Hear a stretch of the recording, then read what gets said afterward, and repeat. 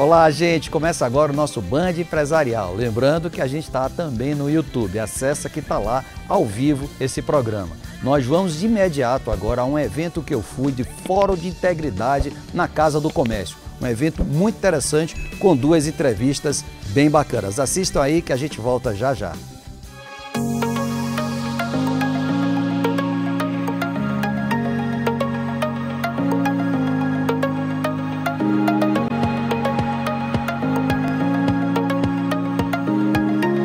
Band Empresarial e agora tendo evidentemente o prazer dentro do Fórum de Integridade da Bahia de entrevistar a pessoa idealizadora de tudo isso, minha querida amiga e competente Roberta Carneiro. Primeiro, Roberta, parabéns por essa fantástica aventura, porque eu sei que foi um corre-corre para você trazer tantas pessoas ilustres para um evento trazendo tanto conteúdo, inclusive com assinaturas extremamente importantes. Bom-vinda aqui ao nosso Band Empresarial. Muito obrigada, Azevedo. A felicidade é toda minha de compartilhar este momento aqui com todos vocês. É uma honra também tê-lo no nosso evento. E me diga, Roberta, me fala um pouquinho dessa maratona. Você saiu aí, idealiza um evento como esse, onde traz assuntos que eu, participando de alguns, achei extremamente provocativos e que às vezes ficam por debaixo do tapete, as pessoas falando que estão fazendo, mas que na verdade na prática pouco uso. O que é que você leva de relevância num dos pontos que aconteceram aqui no fórum? Exatamente isso, Azevedo. A gente está trazendo aqui como principal ponto a ampliação desse olhar sobre o que é o sistema de integridade dentro das organizações. O que a gente busca é trabalhar essa transformação cultural dentro das organizações e mudar a própria cabeça por parte de todos, no sentido de que não basta somente a gente combater a corrupção. A gente também tem que ter um olhar para além do combate à corrupção relacionado ao combate a violações corporativas de direitos humanos, combate a questões relacionadas à discriminação, ao assédio. A gente tem que promover a diversidade e inclusão. A gente tem sim que se preocupar com questões relacionadas a mudanças climáticas, se preocupar com a ética aplicada à inteligência artificial, que isso é um problema muito grande que vem se desenhando. Então, na verdade, a gente tem trazido essa ampliação e combatido somente aquele sentimento de injustiça ou não, aquela insatisfação. É um clamor e um chamado e uma convocação para que a gente se afaste dessa situação passiva e passe a agir. Roberta, eu vi também um dos panelistas ali falando muito sobre a questão do ISG, que o ISG deixa de ser aquela coisa voltada meramente para a Faria Lima, né, para poder montar relatórios e tudo mais, mas sim também tem um lado voltado para a palavra sustentabilidade, que envolve muito mais do que relatórios para a empresa olhar, né?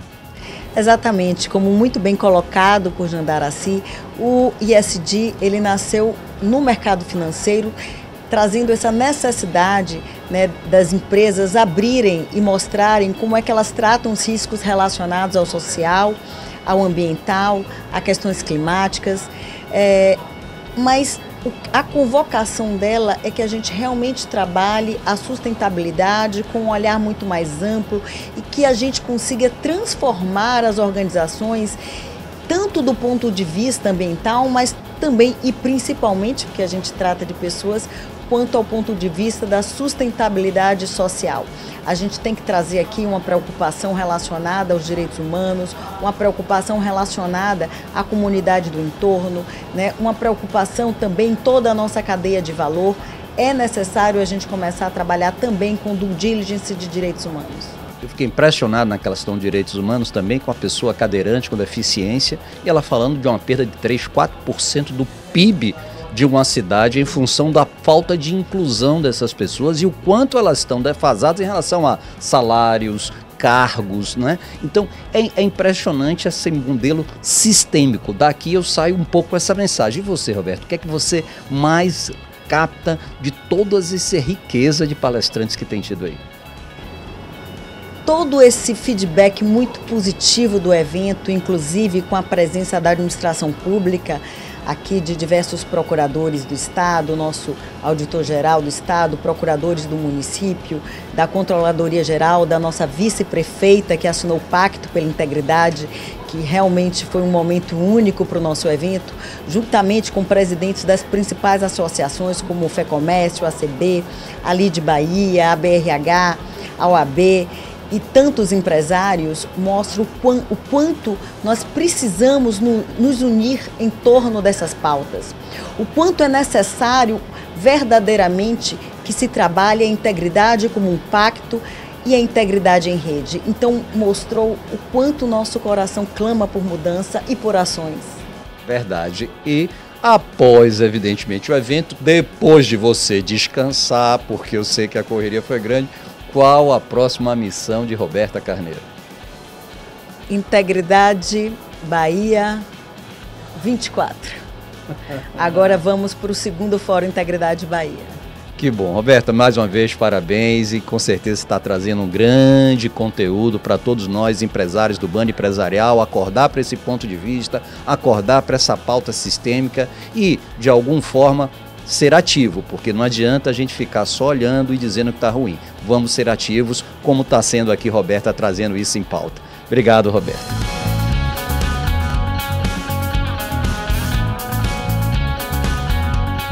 Band Empresarial, agora aqui com Ricardo Yang, tendo o prazer aqui de conhecê-lo, uma pessoa que grande influência, inclusive nos meus negócios, porque talvez dele tivesse nascido aí uma maior gestão voltada para o franchise e com certeza a nossa Remax sofreu muito disso. Ricardo, prazer estar com você aqui no nosso Band Empresarial.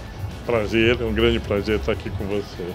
Ricardo, me fala um pouquinho, acho que você correu aí sobre sua carreira, mas sem dúvida nenhuma por muitas áreas, inclusive com gestões do U lá no MIT, mas me fala um pouquinho sobre a questão do Instituto Ethos. Eu acho que esse talvez tenha sido o grande marco para tudo ter começado em relação à governança.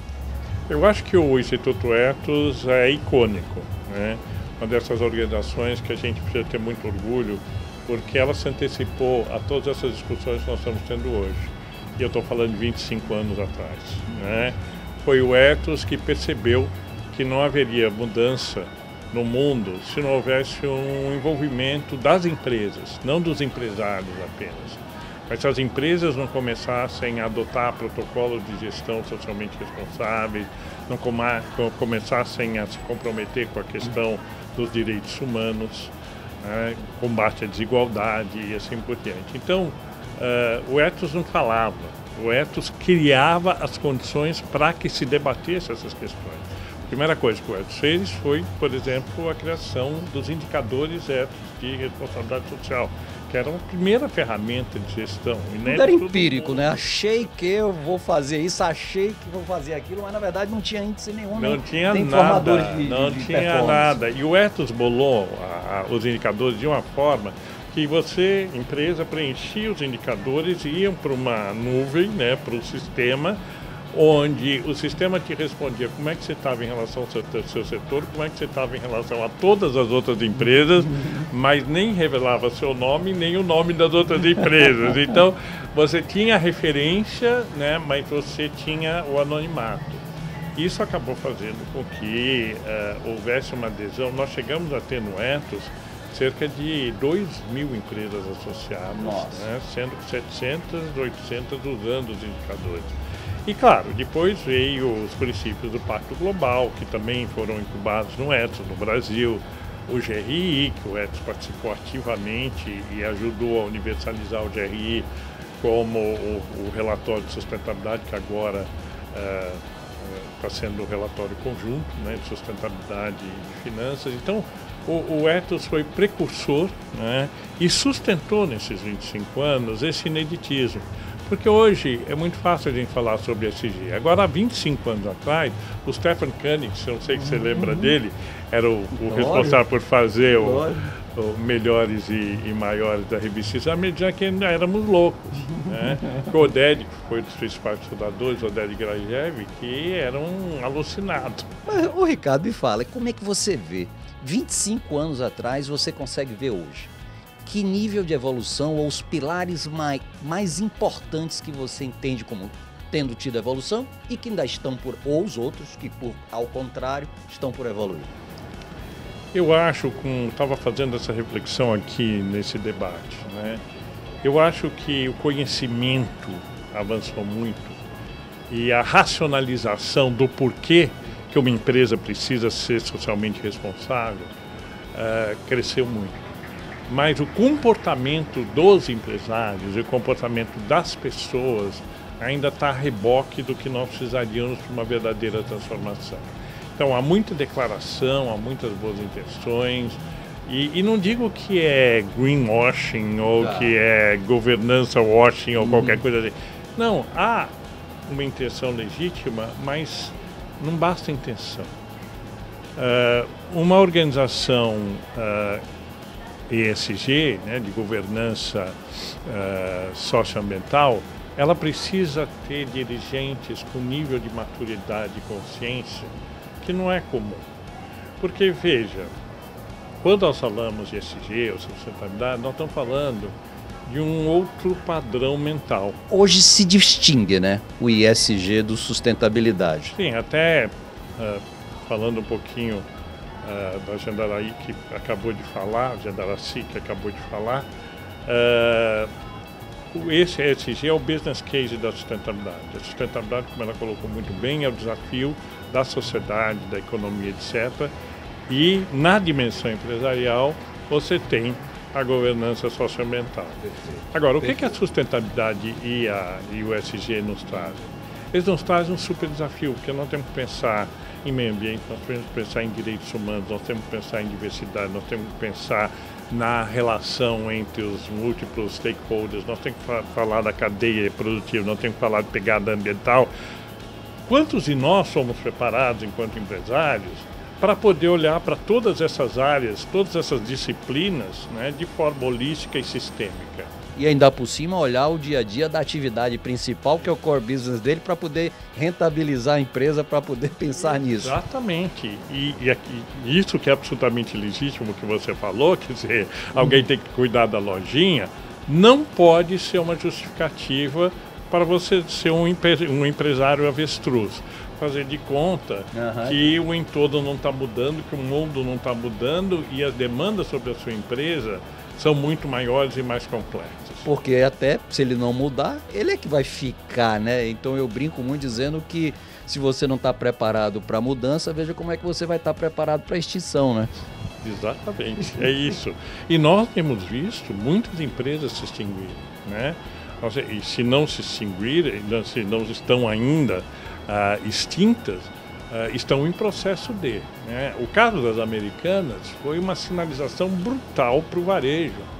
Essa forma de lidar com fornecedores, você concentrar um poder de compra tal, que você submete o fornecedor a uma situação quase de insolvência, né, que era a prática do varejo, é impossível continuar.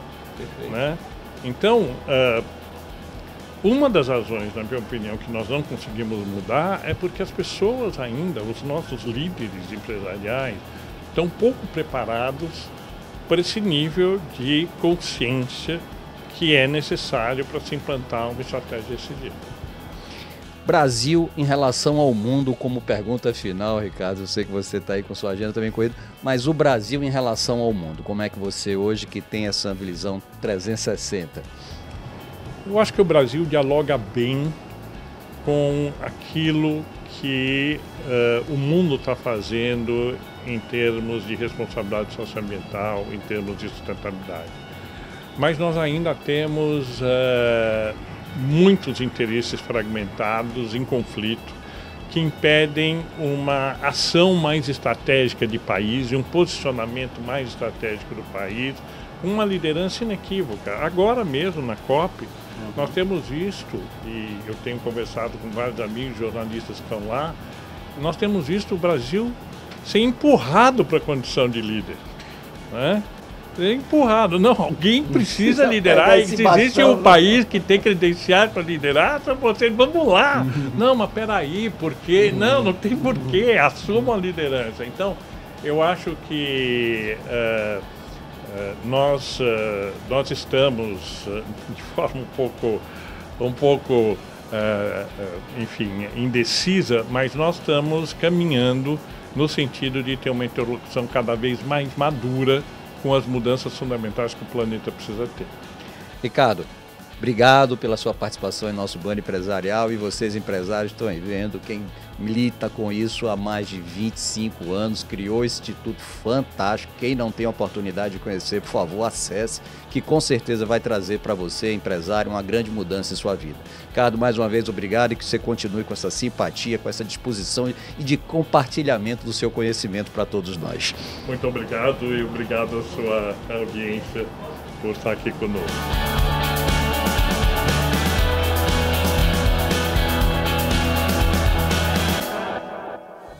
Pois é, muito bacana, né? Fórum de Integridade teve um conteúdo muito bom.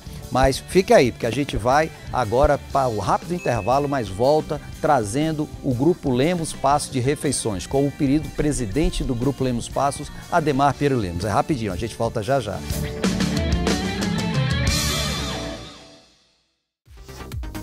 Giro Imobiliário com Joana Farias.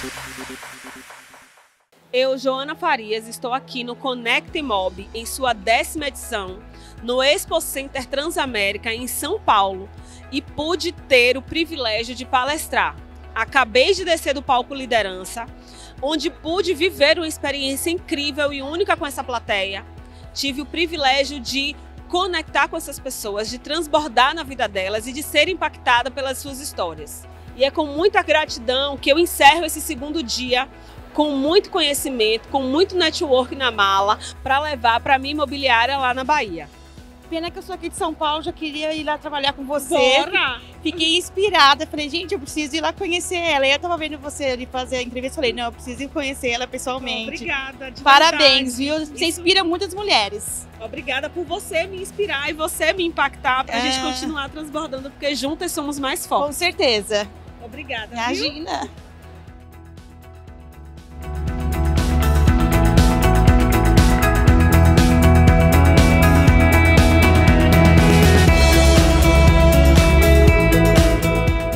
Que bacana, eu quero fazer também, como é que eu faço? E a gente soma, e a gente agrega, e a gente vai juntando. De novo, o cliente no centro, não necessariamente o cliente externo. Exatamente. Cliente interno também.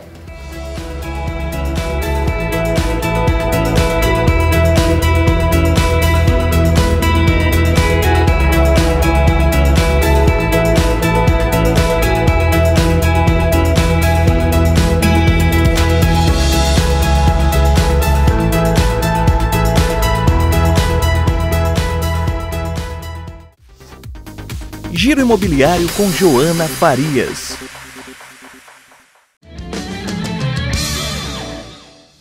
E aqui com nosso amigo Ademar Pinheiro Lemos, sócio-presidente do Grupo Lemos Passos de Refeições. Estamos aqui batendo um papo super animado aqui para saber como é que está esse segmento, Ademar, de refeições no âmbito nacional, né? Eu acho que isso, de alguma forma, tem uma política que nacionalmente precisa ser preservada.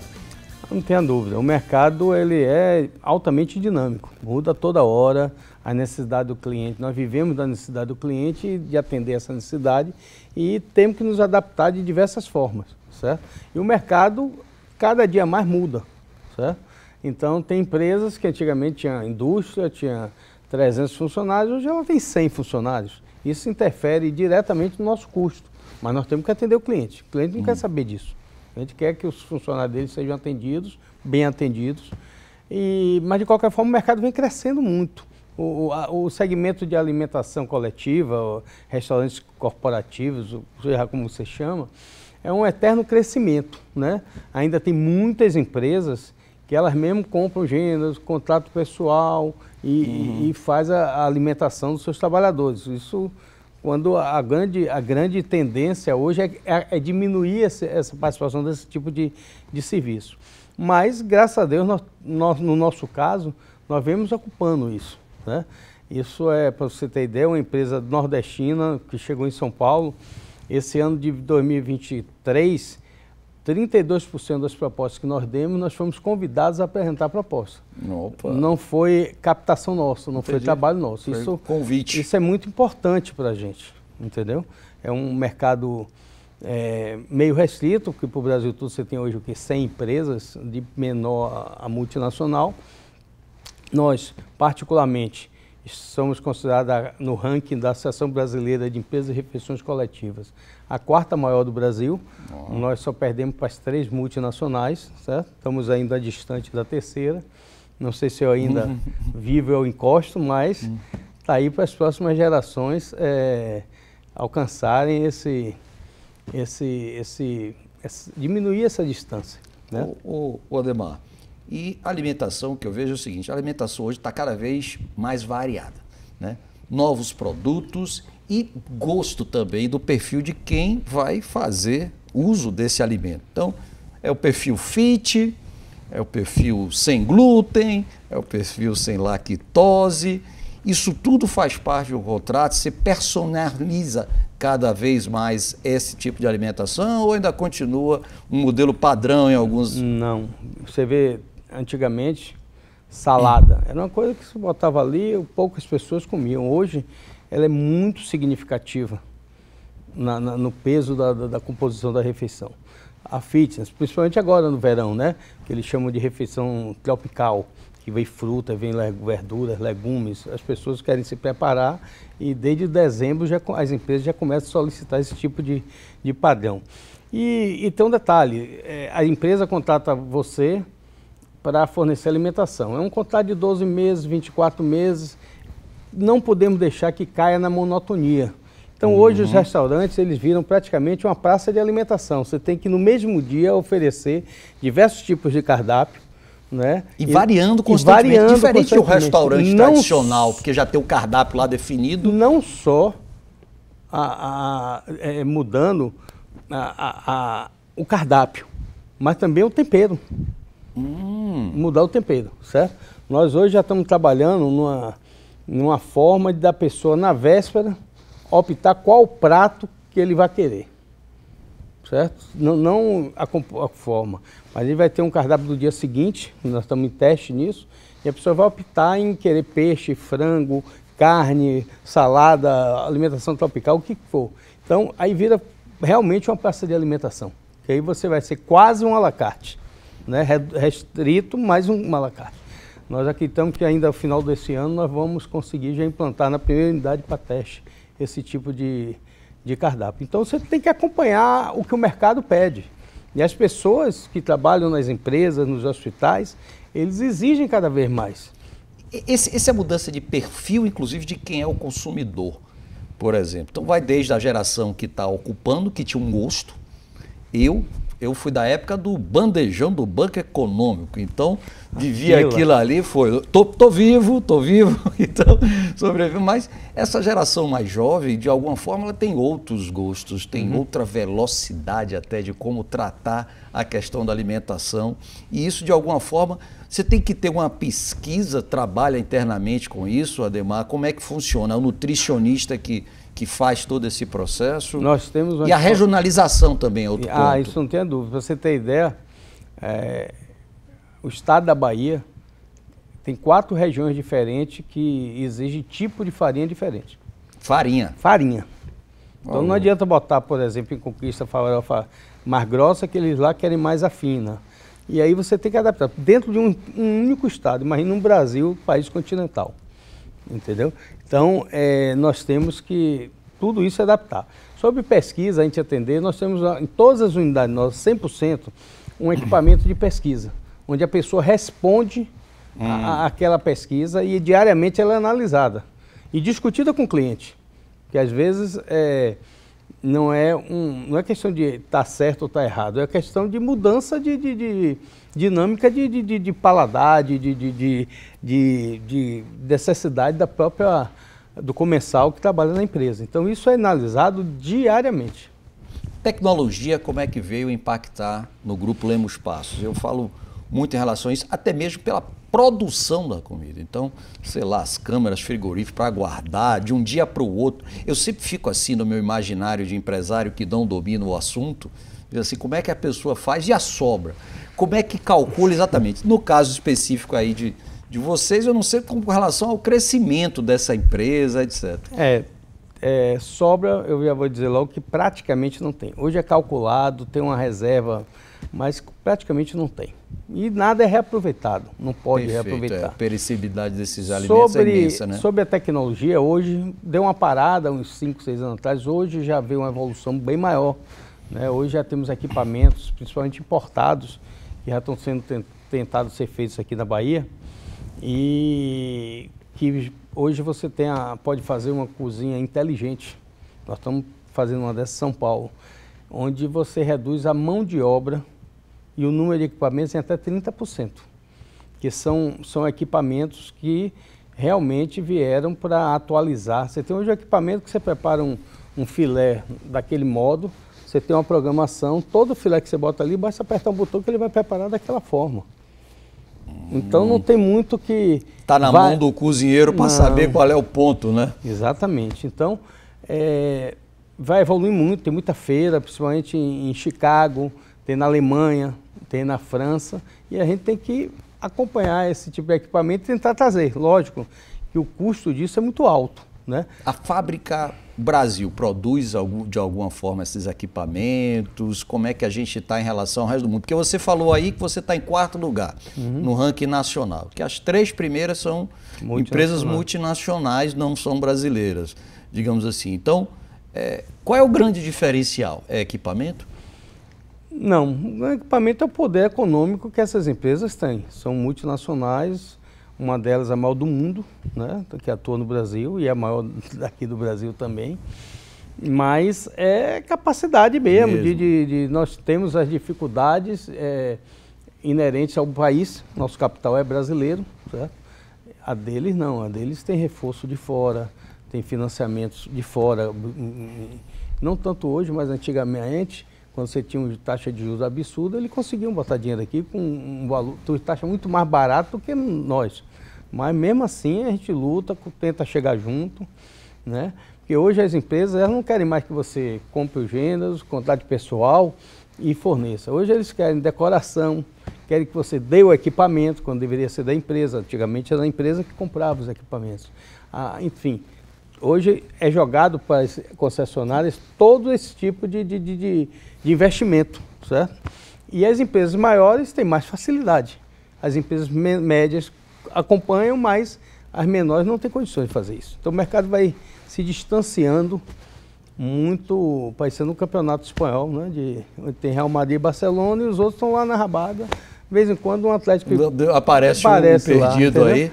Mas muito assim, a tendência, se o governo não entrar, por exemplo, para conseguir uma linha de financiamento de leasing para as empresas menores, esse distanciamento vai cada vez mais ser acentuado.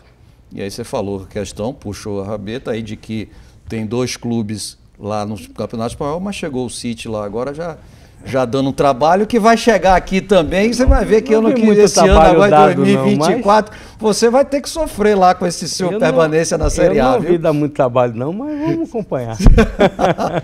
Ademar, agradecer demais sua presença aqui no nosso Band Empresarial. Eu que agradeço a você, a Band, e sempre estou à disposição aqui quando convocado.